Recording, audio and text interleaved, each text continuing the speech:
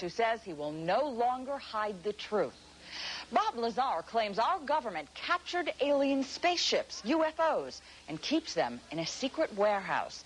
And that's not all. Bob says Uncle Sam hired him to figure out how they fly.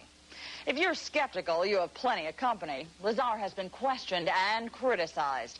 He even had to take a lie detector test, and that's when some people started believing him.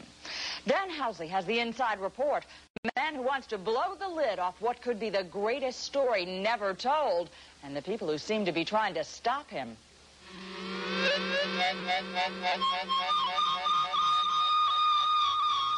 Strange lights over Las Vegas, within view of tourists and gamblers along the city's Casino Row. What are the odds these are alien spacecraft out for an evening spin? Or would you bet they're simply standard aircraft, or worse yet, some kind of hoax? Before you decide, take a look at another shot on this home video, where what does appear to be an aircraft strays into view along with the lights. Strange things like this have been appearing over the Nevada desert for years. The answer to the mystery may lie in the sprawling Nevada nuclear test site just north of the city, in a place called Area 51.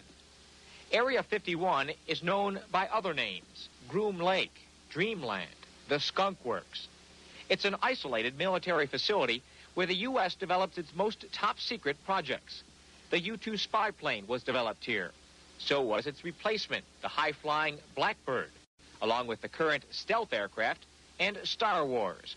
But there are some who believe these formerly secret projects are nothing compared to what's currently under wraps.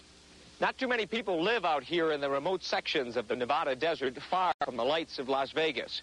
But here, on the edge of the secret U.S. government test facilities, people have been seeing strange things for years. Some of them talk about it, a lot of them don't. But no one who has actually worked on the test site has ever talked about what goes on there. No one, that is, until now. They are actively and have in their possession alien spacecraft, and they are actively undergoing analysis. And flying them? And flying them. Bob Lazar is an engineer and physicist who says he worked on flying saucers for the U.S. government at Area 51. He drew these sketches of one of 9 different saucers he says the government has in a secret warehouse. Lazar gave the saucers each names according to their various shapes: Top Hat, the Sport Model, the Jello Mold.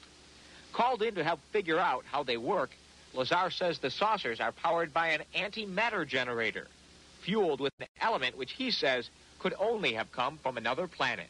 They set up and produce their own gravitational field.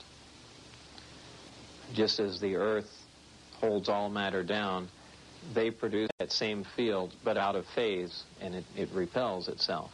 The effects that can cause, the way in which everything operates is by all intents and purposes, magic. I mean, it is so far beyond our level of technology.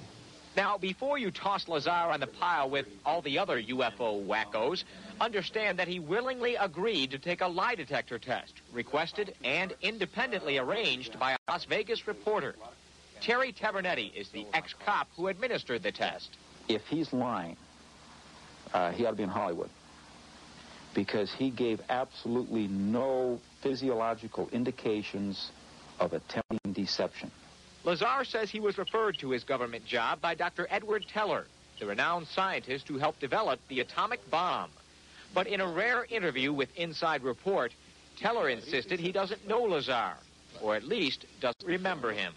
I think it appears that someone's trying to wipe him out. George Knapp is the Las Vegas TV reporter who first aired Bob Lazar's amazing claims. He says he ran into unusual problems just trying to look into Lazar's background. Though Lazar claimed to have once worked at the Los Alamos National Laboratory, government officials denied they knew anything about him.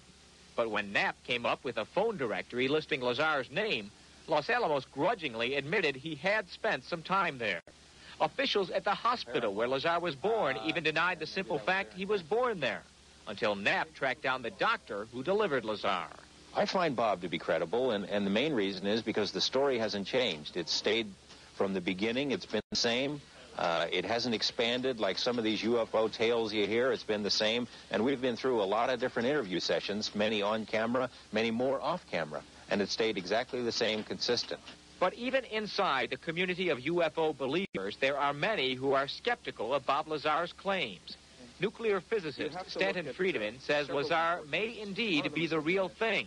But he says he can also believe Lazar might be a hoaxer, or worse yet, a government agent spreading false stories designed to cover more important secrets. I find Bob Lazar as somebody who isn't silly, who doesn't say totally stupid things, who comes across well. But I certainly, until I get verification, cannot endorse the legitimacy of what he is saying. Bob Lazar says he quit his job working on the government saucers when his bosses began harassing him because he was letting others in on the big secret.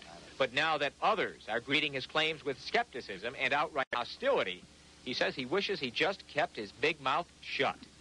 Lazar says he never took the idea of breaking security lightly. He just wanted to let the world in on a story he says we all should have been told. Why keep a secret about probably one of the most important events in history, that there's been contact from an alien civilization? It's a significant event in history, more significant than anything. Could be. We'll see. Well, this is